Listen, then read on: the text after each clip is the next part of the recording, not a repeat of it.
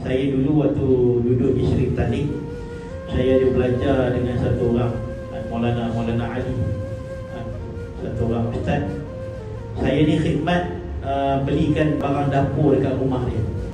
Kami kalau beli barang, biasanya ustaz-ustaz di Sri Tani ni, dia punya barang dapur beli dekat kantin madrasah.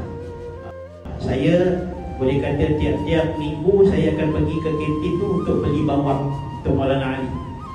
Saya akan ambil kantin tu pula, dia bukan ada tukang jual macam kedai runcit, bukan. Dia kita ambil barang, kemudian letak dalam tabung. Berapa kita ambil, bayar kat situ. Sekilo harga bawang berapa?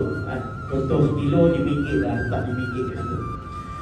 Jadi setiap kali saya datang beli bawang, saya akan timbang. Saya ambil plastik, saya letak bawang. Biasa kalau sekilo, kadang kalau kita timbang tu, dia bukan genak-genak pun sekilo. Kadang dia punya jarum dia lebih sikit kan, sekilo 100 gram tu kan, dia lebih sikit je. Kita pun jenis, alah tak apalah, bukan orang lain yang guna bawang ni, guru yang mengajar kat madrasah juga, betul.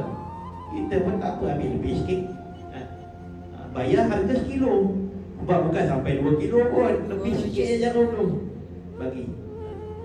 Sekali, 2 kali, 3 kali, kali keempat Maulana Ali kata, kau timbang macam mana kan? Dia kata, ustaz nak pergi tengok cara kau timbang.